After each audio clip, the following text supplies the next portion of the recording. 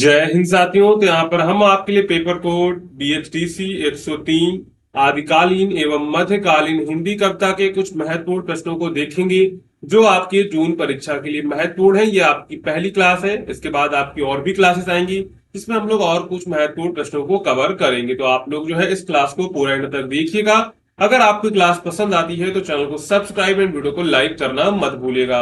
और अगर आप लोग इस सब्जेक्ट के जो है गैस पेपर को परचेज करना चाहते हैं जिसमें हमने सभी VVI इंपॉर्टेंट क्वेश्चन को कवर किया हुआ है जो भी आपके बुक से बन सकते हैं, आपके एग्जाम में पूछे जा सकते हैं। अगर आपको उसको डाउनलोड करना है तो आप हमारी वेबसाइट से कर सकते हैं या फिर आपको डिस्क्रिप्शन में एक नंबर दिया गया है, उस नंबर पे आप लोग जो है व्हाट्सएप मैसेज करके परचेज कर सकते हैं। अगर आपको वेबसाइट से करना है, सिंपली आपको गूगल पे जाना है और सर्च करना है shop.hindustanknowledge.com। जैसे आप सर्च करेंगे तो आपके सामने कुछ प्रकार की हमारी वेबसाइट आ जाएगी। ठीक है, तो यहाँ पर सिंपली आपको क्या करना है, सर्च कोड पे जाना है और वेबसाइट की लिंक भी आपको डिस्क्रिप्शन में मिल जाएगी, तो वहां से आप लोग एक्सेस कर लीजिएगा। अब आपको सिंपली सर्च कोड के बटन पर क्लिक करना है। ठीक है, तो यहाँ पर सर्च कोड पर क्लिक करेंगे। इसके बाद यहाँ पर आपको टाइप करना है BHTC 103। जैसे आप BHTC 103 टाइप करेंगे तो यहाँ पर देखिए आदिकालीन एवं मध्यकालीन हिंदी कविता सॉल्व गैस पेपर जून 2025 एग्जाम आ जाएगा। सिंपली इस पर क्लिक करेंगे और इसको जो है बाय नाउ पर क्लिक करके इसको परचेज कर लेंगे। अगर आपको कोई प्रॉब्लम होती है तो आप इस नंबर पे व्हाट्सअप या फिर व्हाट्सअप आइकन पर क्लिक करके हमारी टीम को व्हाट्सअप कर सकते हैं, आपकी प्रॉब्लम सॉल्व हो जाएगी। अब चलते वापस अपने प्रश्नों की ओर। तो यहाँ पर हमारा पहला प्रश्न है, निर्गुण के अर्थ को स्पष्ट करते हुए कबीर की निर्गुण भक्ति पर प्रकाश डालिए। जो कबीर दास थे ना, वो निर्गुण भक्ति शाखा के कवि थे। तो यहाँ पर सबसे पहले हमको निर्गुण का अर्थ बताना है और कबीर की जो है निर्गुण भक्ति पर प्रकाश डालना है, यानी कि उसके बारे में हमको चर्चा करनी है। तो निर्गुण दो शब्दों से मिलकर बना है, नि यानी बिना और गुण यानी कि गुणों के। इस प्रकार निर्गुण का अर्थ होता है जो सगुण रूप जैसे रंग आकार विशेषताएं आदि से परे हो, जिसका कोई रूप रंग या आकार नहीं है। यह एक ऐसी ईश्वर की कल्पना है जो निराकार है, जिसे देखा नहीं जा सकता लेकिन अनुभव किया जा सकता है। तो यहाँ पर निर्गुण ब्रह्म का मतलब क्या है, एक ऐसी ईश्वर की कल्पना जिसका कोई आकार नहीं है, ना ही उसका कोई आकार है, ना ही उसका कोई रूप है, ना ही उसकी कोई विशेषताएं है, ना ही उसे देखा जा सकता है, लेकिन उसे क्या किया जा सकता है, इसे ओनली अनुभव किया जा सकता है। निर्गुण भक्ति एक ऐसी भक्ति है जिसमें भक्ति किसी मूर्ति, मंदिर या किसी देवी देवता की रूप की पूजा नहीं करता, बल्कि वह निराकार परमात्मा की साधना करता है। निर्गुण भक्ति में ध्यान, नाम स्मरण और आत्मा की शुद्धता पर जोर होता है। तो यहाँ पर जो निर्गुण भक्ति भक्ति जो भक्त होते हैं वो क्या करते, किसी मूर्ति, मंदिर या किसी देवी देवता की पूजा नहीं करते, बल्कि क्या करते हैं, निराकार परमात्मा की साधना करते हैं, जिसमें वो लोग ध्यान, नाम स्मरण या आत्मा की शुद्धता पर जोर देते हैं। अब यहाँ पर कबीर और निर्गुण भक्ति देख लेते हैं, उनके बीच क्या संबंध रहा है। तो कबीर दास 15वीं शताब्दी के महान संत और कबीर थे। वे भक्ति आंदोलन के प्रमुख स्तंभ माने जाते हैं। कबीर निर्गुण भक्ति शाखा के सबसे बड़े प्रवर्तक माने जाते हैं और वो भी जो है ज्ञानाश्रयी शाखा के। उन्होंने ईश्वर को निराकार, आजन्मा, अविनाशी और सर्वव्यापक बताया। उनका कहना था कि ईश्वर को मंदिर, मस्जिद, मूर्ति या किसी बाहरी साधन से नहीं पाया जा सकता, बल्कि वह तो हर जीव के भीतर निवास करता है। तो उन्होंने ईश्वर को क्या बताया, निराकार बताया, आजन्मा मतलब उसका कभी जन्म नहीं होता है, और अविनाशी मतलब उसका कभी विनाश नहीं हो सकता, और सर्वव्यापक मतलब कि हर जगह वो व्याप्त है। उनका कहना था कि ईश्वर को हम लोग मंदिर, मस्जिद, मूर्ति या किसी अन्य रूप में, बाहरी रूप में नहीं पा सकते, बल्कि वो हमारे भीतर ही निवास करता है। अब यहाँ पर देख लेते हैं कबीर की निर्गुण भक्ति की विशेषताएं क्या थी। तो यहाँ पर ये लोग क्या करते थे, ईश्वर के निराकार रूप की पूजा करते थे। कबीर कहते हैं कि सच्चा ईश्वर ना हिंदू का है, ना मुसलमान का है, वह न राम है, न रहीम है, ना वह मंदिर में है, ना मस्जिद में है। वह एक ऐसा अलौकिक तत्व है जो सब में समाया हुआ है। निर्गुण नाम निरंजन रहा, कहा करूं मेरी मति ना सरहे। निर्गुण और निर्जन परमात्मा का मार्ग मेरी बुद्धि समझ नहीं पाती है। यानी कि निर्गुण नाम निरंजन रहा, कहा करूं मेरी मति ना सहे। तो यहाँ पर जो निर्गुण और निरंजन परमात्मा का जो मार्ग है, मेरी बुद्धि जो है समझ नहीं पाती है। इसके बाद जो है सामाजिक एकता। कबीर ने हिंदू मुस्लिम भेदभाव का विरोध किया और सभी धर्मों को एक समान बताया। उनका मानना था कि जाति पाति धर्म और बाहरी आडंबर केवल भ्रम है। इसके बाद उन्होंने आडंबरों का विरोध किया। उन्होंने तीर्थ यात्रा, व्रत, मूर्ति पूजा और ढोंगी साधुओं की आलोचना की। उनके अनुसार सच्ची भक्ति तो मन की शुद्धता और सत्य आचरण में है, यानी कि आपकी सच्ची भक्ति तभी है जब आपका मन शुद्ध हो, आपका आचरण सत्य हो।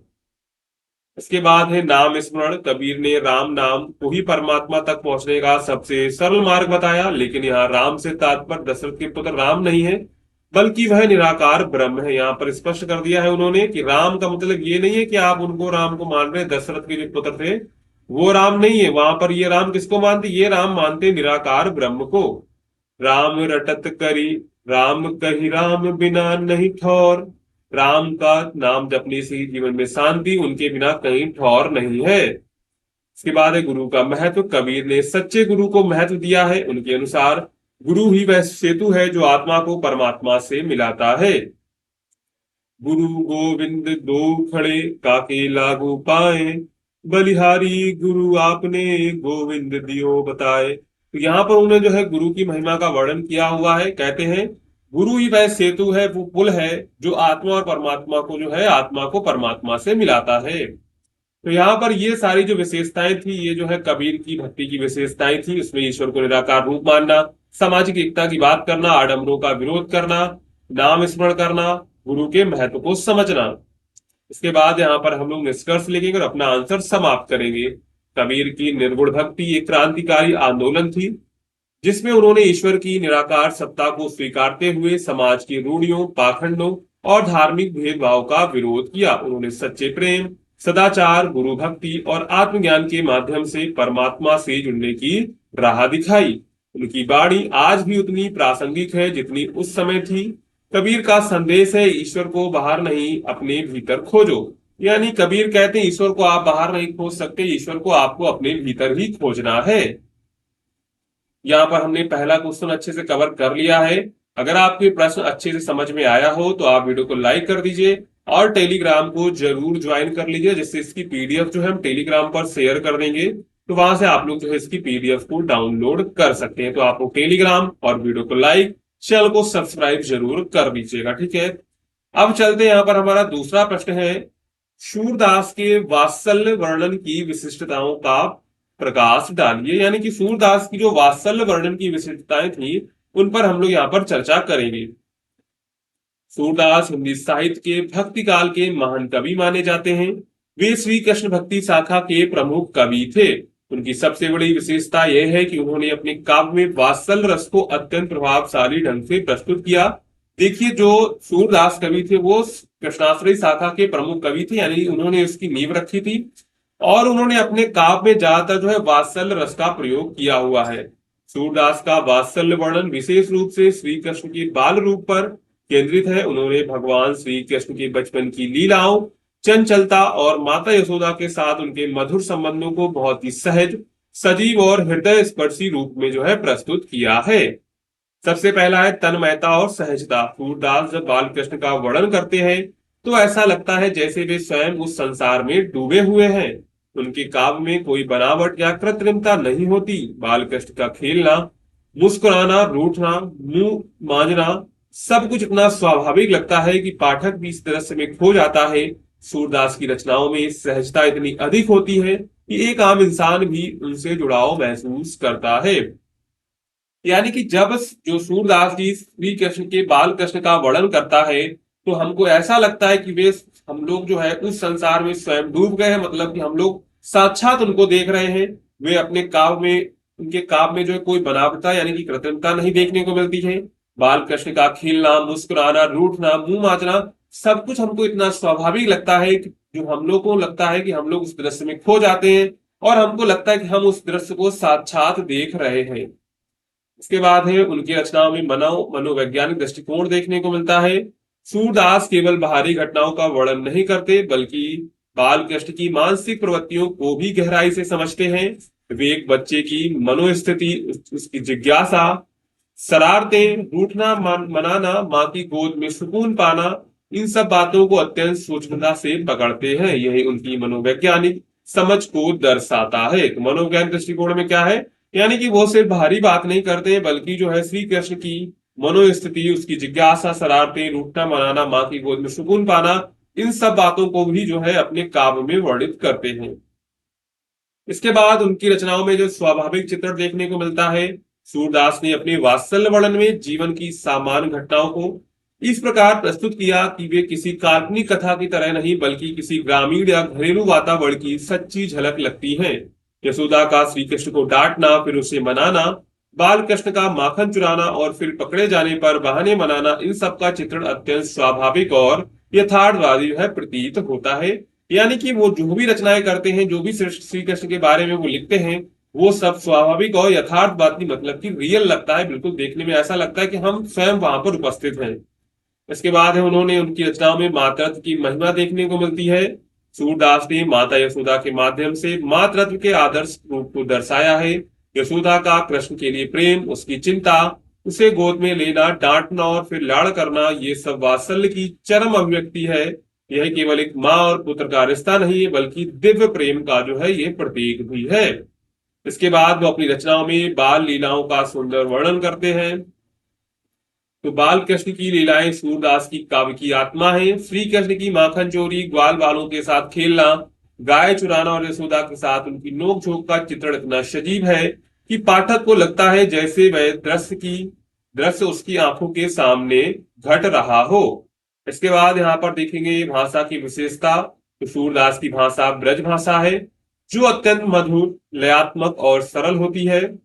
उनकी भाषा में भावों की गहराई और संगीतात्मकता होती है। यही कारण है कि उनके पद गाने योग्य भी होते हैं और सुनने में भी अत्यंत मनमोहक लगते हैं। तो यहाँ पर हमने देखा कि उनकी काव्य में क्या क्या विशेषताएं देखने को मिलती हैं हमको। अब इसके बाद हम लोग फाइनल निष्कर्ष लेकर अपना आंसर समाप्त करेंगे। तो सूरदास का वात्सल्य वर्णन, भावनाओं की गहराई, सहजता और सजीव चित्रण का अद्भुत मेल है। उन्होंने अपने काव्य के माध्यम से वात्सल्य रस को एक नई ऊंचाई दी और माता यशोदा तथा बाल कृष्ण के माध्यम से माँ बेटे के दिव्य संबंध को साहित्य में अमर बना दिया। सूरदास का यह योगदान हिंदी साहित्य में सदैव स्मरणीय रहेगा। तो यहाँ पर टोटल हमने 2 क्वेश्चंस को कवर कर लिया है। इसके बाद चलते हैं अगले प्रश्नों की ओर। यहाँ पर हमारा अगला प्रश्न है, बिहारी एवं जो है घनानंद के काव्य सौंदर्य की विवेचना कीजिए। यहाँ पर हमको क्या करना है, बिहारी और घनानंद के काव्य सौंदर्य की चर्चा यहाँ पर करनी है। तो हिंदी साहित्य के रीतिकाल के बिहारी और घनानंद 2 प्रमुख कवि हैं और इन्हें विशिष्ट कवि भी माना जाता है। इन दोनों कवियों का काव्य सौंदर्य अलग अलग प्रकार का है, लेकिन दोनों ने अपने अपने ढंग से हिंदी काव्य को समृद्ध किया है। तो सबसे पहले हम लोग देखेंगे बिहारी का काव्य सौंदर्य। तो बिहारी के काव्य सौंदर्य में दोहा छंद में निपुणता देखने को मिलती है। बिहारी ने अपने काव्य में मुख्य रूप से दोहा छंद का प्रयोग किया है। उनके दोहे छोटे होते हुए वे गहरे अर्थ लेते हैं। उन्हें गागर में सागर भरने वाला कवि कहा जाता है। उन्होंने अपने दोहे में बहुत कम शब्दों में गूढ़ भावों को प्रस्तुत किया। यानी कि वो देखिए, दोहा बिल्कुल छोटा लिखते हैं लेकिन उसका अर्थ क्या होता है, उसका अर्थ बहुत बड़ा होता है। तो उसी को हम लोग कहते हैं कि गूढ़ भावों को प्रस्तुत करना, यानी कि छोटे शब्दों में बड़ी बात कहना ही गूढ़ भावों को प्रस्तुत करना होता है। और उन्हें क्या कहा जाता है, गागर में सागर भरने वाला कवि कहा जाता है। इसके बाद उनके काव्य में विषय विविधता देखने को मिलती है। बिहारी के काव्य में केवल श्रृंगार नहीं बल्कि नीति, भक्ति, ज्योति और सौंदर्य जैसे अनेक विषयों की झलक मिलती है। वे प्रेम की कोमलता, राजनीति, कठोरता दोनों को प्रभावी रूप से जो है प्रस्तुत करते हैं। इसके बाद श्रृंगार और नायिका भेद। तो बिहारी काव्य में श्रृंगार रस की प्रधानता है। उन्होंने नायिका भेद, प्रेम के विविध रूपों, मिलन और विरह की स्थितियों को बहुत ही सुंदर ढंग से जो है प्रस्तुत किया है। इसके बाद है भाषा की विविधता। तो बिहारी की भाषा ब्रज भाषा है जो सरल, सुंदर और भावपूर्ण है। उन्होंने अलंकारों और शब्दों का बहुत ही कुशलता से जो है प्रयोग किया हुआ है। इसके बाद उनकी प्रमुख रचनाएं। तो बिहारी सतसई जो है उनकी प्रमुख रचना है। बिहारी की सबसे प्रसिद्ध काव्य रचना बिहारी सतसई है, जिसमें लगभग 700 से अधिक दोहे हैं। स्मृति में भाव, शैली और शिल्प का अनोखा समन्वय देखने को मिलता है। इसके बाद है घनानंद का काव्य सौंदर्य। यहाँ पर देखते हैं तो प्रेम की पीर का चित्रण, या उनकी रचना में क्या होता है, प्रेम की पीर का चित्रण देखने को मिलता है। घनानंद को प्रेम की पीर का कवि कहा जाता है। उनके काव्य में प्रेम की गहराई, विरह की पीड़ा और हृदय की तड़प का अत्यंत मार्मिक चित्रण मिलता है। इसके बाद स्वाच्छंद और आत्मिक प्रेम। घनानंद का प्रेम स्वाच्छंद और आत्मिक है। उनका प्रेम केवल शरीर तक सीमित नहीं है बल्कि आत्मा से जुड़ा हुआ है। उनका प्रेम लौकिक नहीं है, अलौकिक और आध्यात्मिक रूप लिए होता है।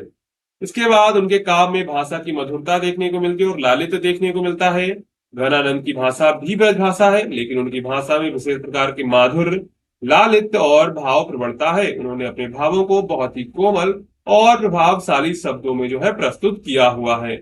इसके बाद उनके काव्य में अभिव्यक्ति की नवीनता देखने को मिलती है। घनानंद की अभिव्यक्ति के में एक मौलिकता और नवीनता देखने को मिलती है। उन्होंने परंपरागत रीति काव्य से हटकर अपनी जो है अलग पहचान बनाई थी। उसके बाद उनके काव्य में विरह का सजीव चित्रण देखने को मिलता है। उनकी कविताओं में विरह की पीड़ा इतनी सजीव होती है कि पाठक भी उस दर्द को महसूस करने लगता है। उन्होंने प्रेम को केवल एक आनंद का विषय नहीं बल्कि पीड़ा और समर्पण का जो है विषय बनाया है। उसके बाद यहाँ पर हम लोग निष्कर्ष लेकर अपना उत्तर जो है समाप्त करेंगे। तो बिहारी और घनानंद दोनों ही साहित्य के रत्न हैं। बिहारी ने अपने दोहों में संक्षिप्तता में गंभीरता दिखाई है, जबकि घनानंद ने अपने प्रेमपूर्ण भावों में विरह की वेदना और अलौकिक प्रेम को उतारा है, साहित्य को नया आयाम दिया। दोनों की रचनाएं भावनाओं से भरी हुई हैं और आज भी हिंदी साहित्य में इनको जो है महत्वपूर्ण स्थान रखती है। तो टोटल यहाँ पे हमने लोगों ने 3 क्वेश्चंस को डिस्कस किया हुआ है जो आपके एग्जाम के लिए इम्पोर्टेंट है। तो आप लोग इस क्लास को पूरा एंड तक देखे होंगे। अगर आपको क्लास पसंद आई हो तो अभी भी आपके पास टाइम है, वीडियो को लाइक कर दीजिए और चैनल को सब्सक्राइब कर लीजिए, जिससे आने वाली क्लास की आपको नोटिफिकेशन मिल जाएगी। ठीक है, मिलते हैं अगली क्लास में।